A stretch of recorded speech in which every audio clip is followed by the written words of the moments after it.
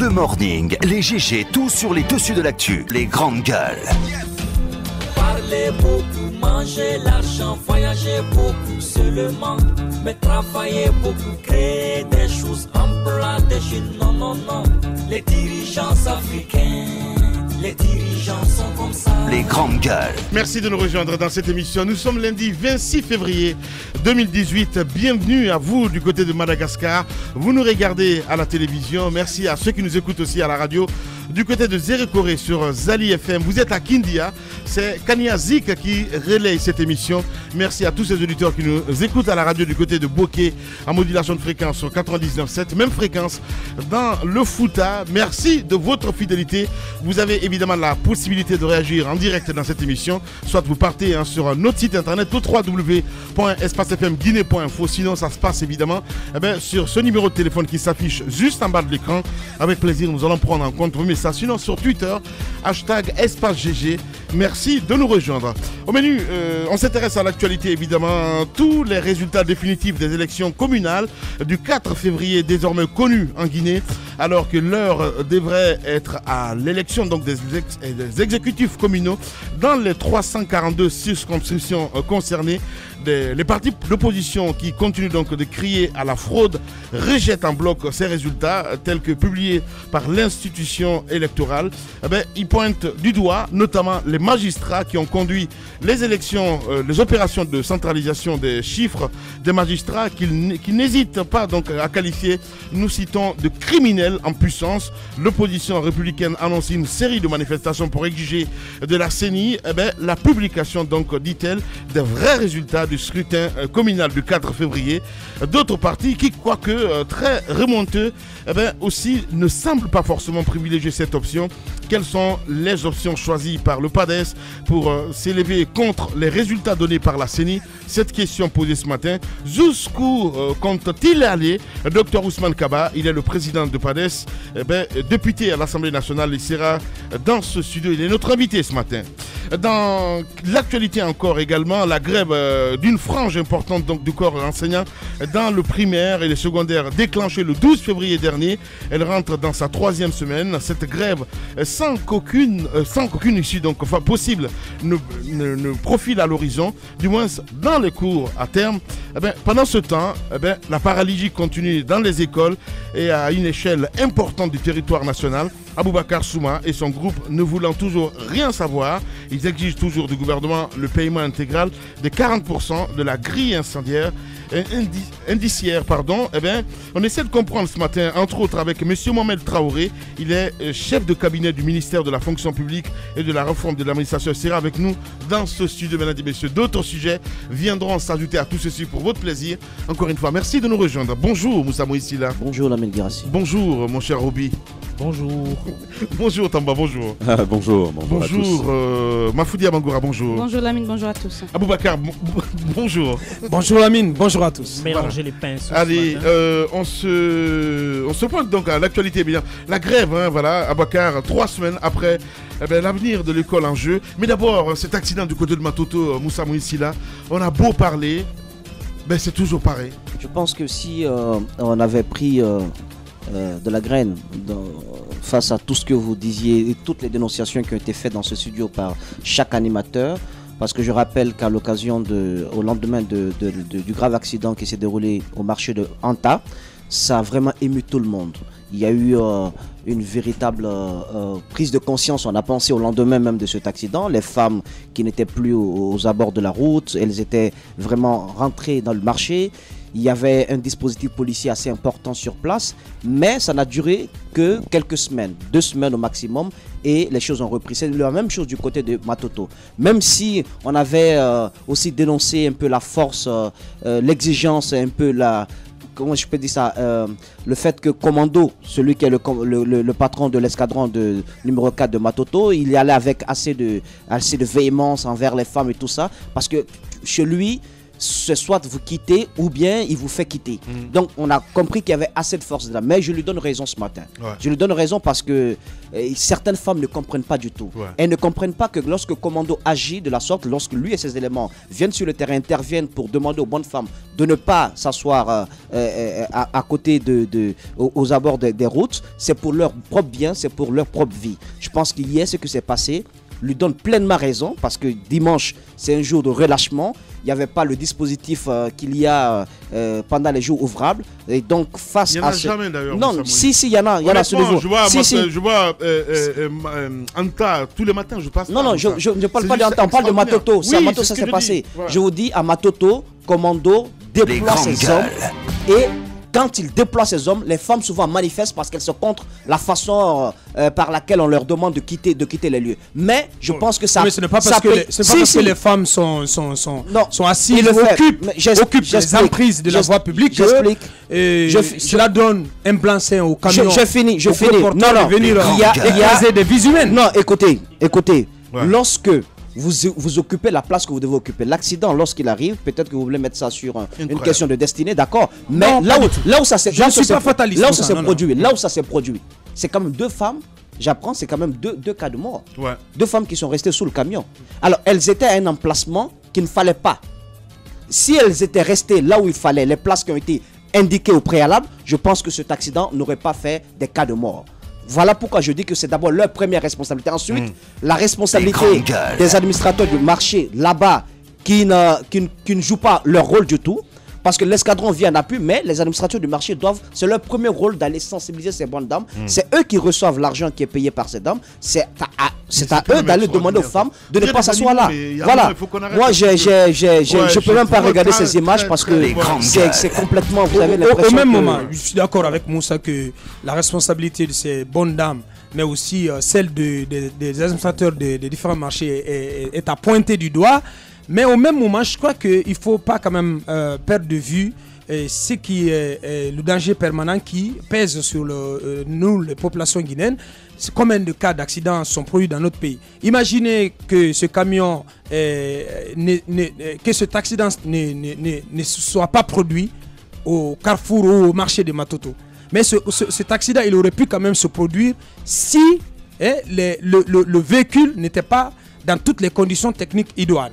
C'est-à-dire que si des défenses techniques, à la fois des défenses techniques et humaines, n'avaient pas peut-être été enregistrées. Moi, je crois que c'est là où il faut placer le curseur sur les vraies causes des accidents qui endeuillent les familles.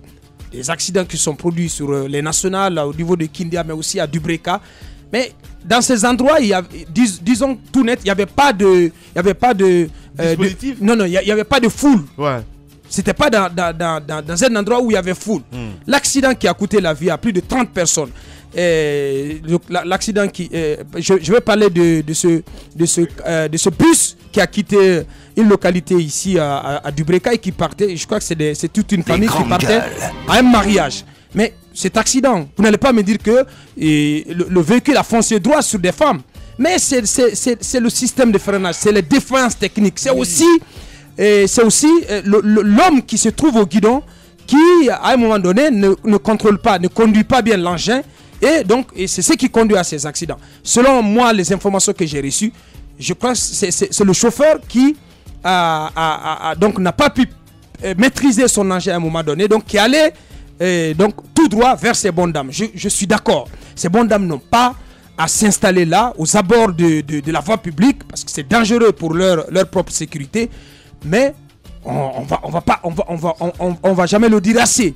Le problème en Guinée, c'est le contrôle technique. Combien de fois nous sommes revenus sur ce sujet? Au Conseil des ministres, il a été dit que c'est un secteur qui est désormais ouvert, on va dire comme ça, à la concurrence, que le monopole qui était détenu par Civita a été cassé et que tout centre agréé donc par les autorités pouvait opérer ce contrôle technique. Mais dites-moi, depuis que ces décisions ont été prises en Conseil des ministres, qu'est-ce que nous constatons sur le terrain? Il n'y a pas de centre de visite technique. Ces camions continuent d'arracher, d'assurer des vies humaines à longueur de journée et l'État reste impuissant. Aucune mesure, aucune initiative n'est prise dans ce sens-là. Donc je suis d'accord qu'il il est à pointer la responsabilité des administrateurs et de toutes les autorités à la base, mais aussi de ces bonnes dames qui doivent comprendre que en s'installant là, à ces endroits, c'est très dangereux pour leur propre sécurité. Mais encore une fois, le problème nodal, c'est cette question de contrôle technique. Il faut y trouver une solution. Allez-y, Roby.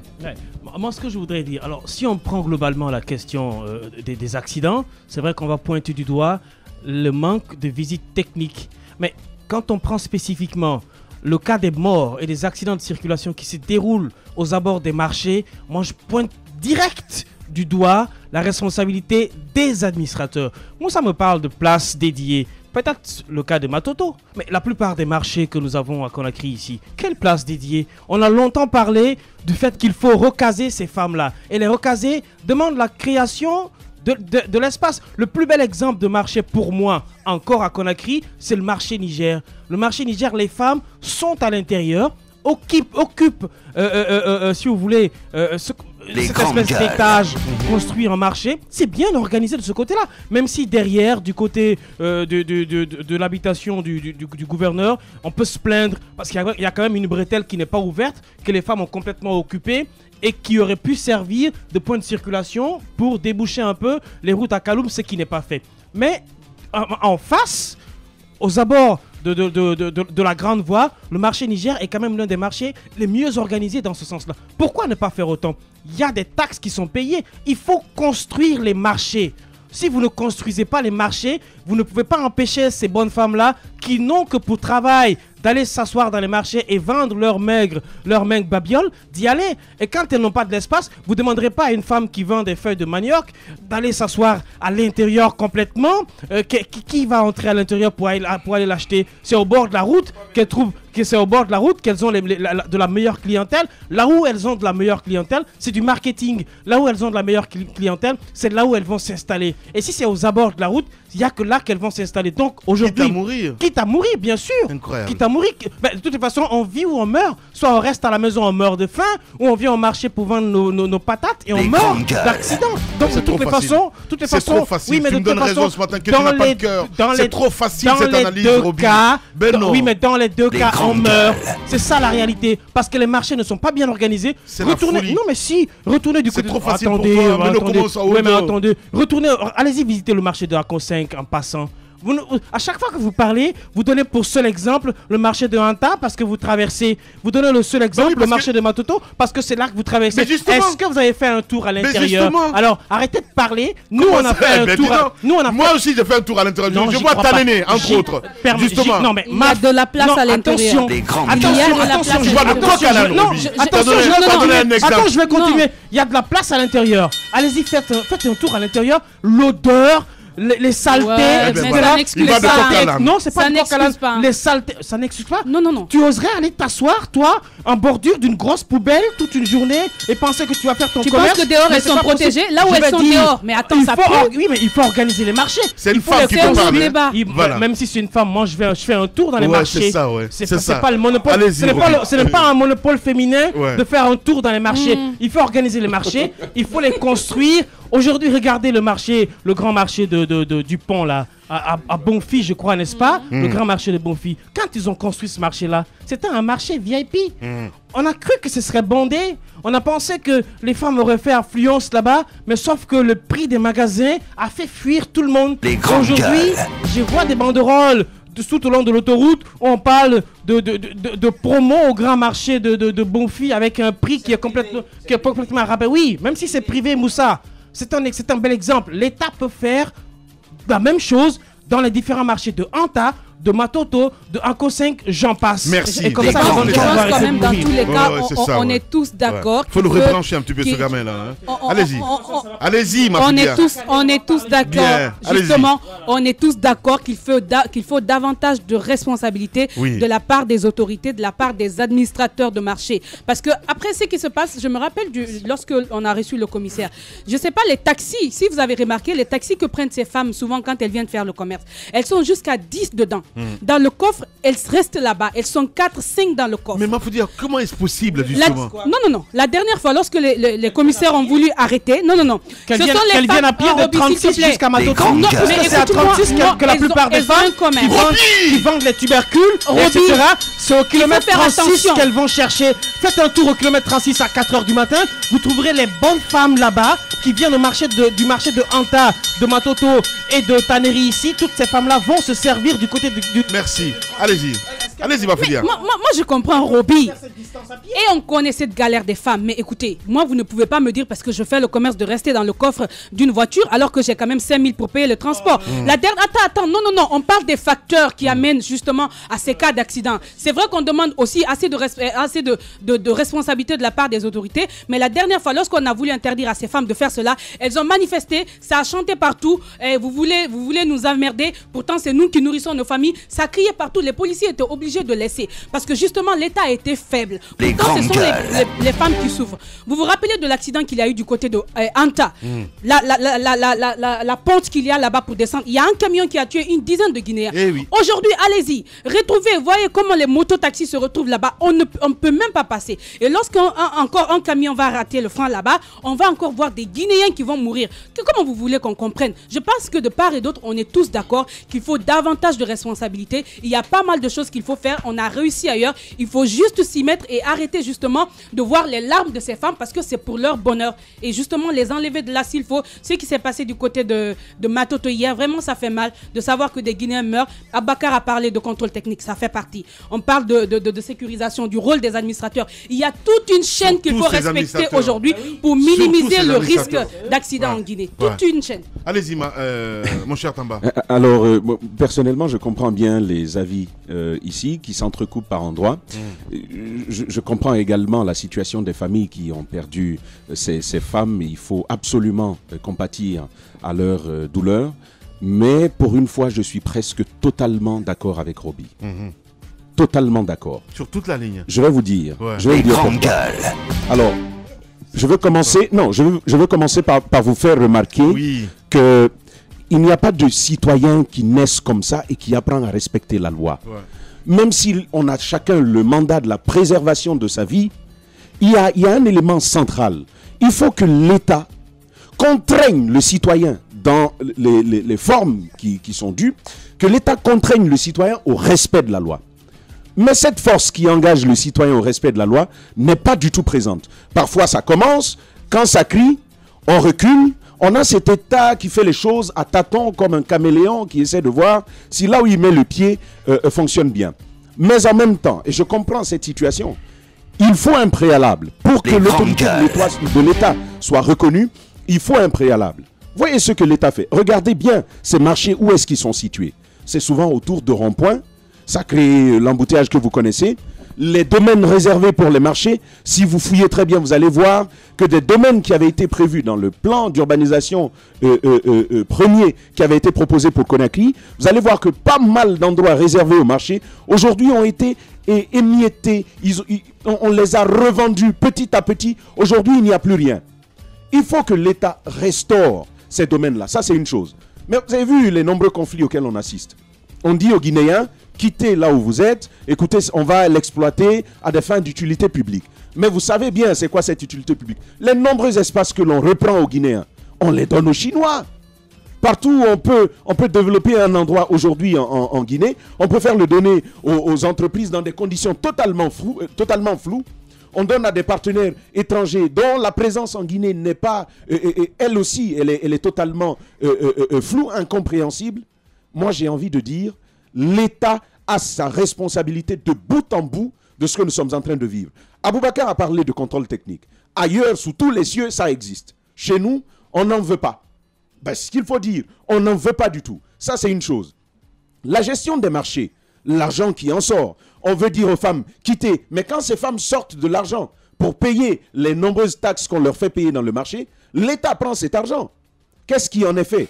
Comment demander à une telle femme qui quitte cet endroit où elle vient chercher à vivre? Là-dessus, je suis d'accord avec Roby. On sait tous qu'il y a un danger. Mais je vais vous dire, pour que ces mamans quittent, il faut leur trouver un autre endroit. Parce que si on n'a pas trouvé d'autre endroit, ben écoutez, c'est pour la vie qu'on se bat. Et ces femmes sortiront. Peut-être elles vont continuer de se faire marcher dessus comme ça et c'est dommage. Ouais. Mais il faut le dire, c'est encore une fois la responsabilité de l'État. Lorsque l'État s'acquitte de son devoir vis-à-vis des citoyens, il est en droit d'exiger d'eux qu'ils respectent la loi. Bien. Autrement, ce n'est pas possible. Allez-y. D'ailleurs, dans toutes les déclarations d'utilisation d'espace par l'État pour besoins publics, moi je n'ai jamais entendu aucune déclaration qui dit qu'aujourd'hui les femmes et les jeunes qui sont dans les marchés sont en danger parce que les marchés ne sont pas bien organisés. Alors réquisitionnons quelques espaces pour des fins d'utilisation publique en construisant les marchés. Jamais. Et vous voulez pointer du doigt, vous voulez, si vous voulez responsabiliser nos bonnes dames, la femme qui vend toute la journée la cola au bord de la route, vous connaissez son chiffre d'affaires ? Puisque vous parlez de transport, vous parlez de possibilité de payer 5 000, etc. pour se déplacer. Vous connaissez son chiffre d'affaires à elle? Son chiffre d'affaires ne fait même pas 20 000 francs par jour. Ça ne fait pas 20 000 francs par jour. Et si dans les 20 000 francs, elle doit payer le transport, comme MAF le dit, à 10 000, et qu'elle doit payer les frais de taxes, etc. Et après, la famille va vivre de quoi? La famille va vivre de rien du tout. C'est une contrainte pour elle aujourd'hui d'aller se mettre en danger. Marc, permets-moi d'aller se mettre en danger pour ce qu'il vit. Parce que je n'ai jamais vu un être humain, consciencieusement, avec sa conscience il faut pleine, éviter aller de se mettre devant un camion, aller se mettre devant un camion et dire au camion, viens marcher sur moi. Ce n'est pas possible. Je veux dire, c'est vrai qu'il faut sensibiliser les femmes, mais la première responsabilité, c'est de créer de l'espace pour eux, de créer la possibilité de continuer leur commerce dignement et de leur épargner cela. L'État doit protéger sa population. Bien. Et une façon régalienne de protéger sa population pour ces femmes-là, c'est de créer l'espace pour eux. Allez-y, Moussa Moïse. Lorsqu'on dit qu'il y a de la place au sein de certains marchés, c'est vérifiable. Je pense que des équipes de reportage ont fait le tour. C'est important de le signaler. En attendant, tous les mots que nous dénonçons sont réels, c'est l'évidence. On ne peut pas nier. Mais en attendant que l'État trouve ses marchés, en attendant qu'il y ait ces espaces, qu'est-ce qu'on fait? On croise les bras, on demande à nos bonnes dames d'occuper les places que vous occupez malgré tous les risques qu'il y a, ou bien on leur demande, prenez soin de votre vie, sauvegardez vos vies, puisque l'État est incapable de le faire. Moi, je pense que c'est l'appel qu'il faut lancer. C'est vrai, elles ont besoin de place. C'est vrai, elles ont besoin de soutien. Mais en même temps, n'oublions pas une chose, l'absence de loi ou l'inapplication de la loi n'est pas une excuse pour sa violation. C'est pas parce que la loi existe, vous la méconnaissez ou bien n'est pas appliquée que vous devez systématiquement la violer. Alors moi je veux rappeler une chose. Lorsqu'elles empruntent ces corbillards roulants, lorsqu'elles empruntent ces tombeaux roulants, vous pensez qu'elles n'ont pas conscience du risque qu'elles encourent? Elles le savent. Il suffit qu'un policier honnête, digne, joue son rôle pour que ces femmes puissent cesser. Voilà, c'est pourquoi, non, écoutez, c'est pourquoi je dis, mais en même temps, on ne peut pas continuer à demander à ce qu'il y ait une éducation à la cravache dans ce pays. On ne va pas prendre quand même un bâton tout le matin pour suivre toutes les bonnes dames. Il faut continuer la sensibilisation. Il faut demander aux administrateurs de marché d'être plus rigoureux. S'ils ne le sont pas, leur tutelle doit prendre des sanctions pour qu'ils soient sanctionnés. À chaque fois que nous dénonçons cela, vous entendez les administrateurs de marché, vous parlez, on a parlé, on est fatigué. On a beaucoup parlé, on est fatigué. Mais ce n'est pas vrai. Je pense qu'il faut qu'il y ait des sanctions afin que des comportements puissent changer. Mais en attendant, chère bonne maman, votre vie doit être la priorité. Elle coûte cher. On ne meurt qu'une seule fois, on le dit-on. Mais ce n'est pas parce qu'on ne meurt qu'une seule fois que vous devez vendre votre vie de la sorte. Si l'État n'agit pas, sauvegardez-la. Bien. Véritable success story de la radio Espace Guinée, les Grandes Gueules, détentrices des meilleurs scores radio en Guinée, de la meilleure émission talk show, a donné le créneau horaire du départ au bureau et du retour à la maison, récoltant depuis des années consécutives le titre d'émission la plus écoutée en Guinée, toutes catégories confondues. Un grand total de plus de 5 millions d'auditeurs ont été fidèles au talk show Les GG, diffusé jour après jour sur toutes les stations du réseau Adafo Média de 9h à 10h30, un exploit qui restera longtemps dans les annales de la bande FM en Guinée.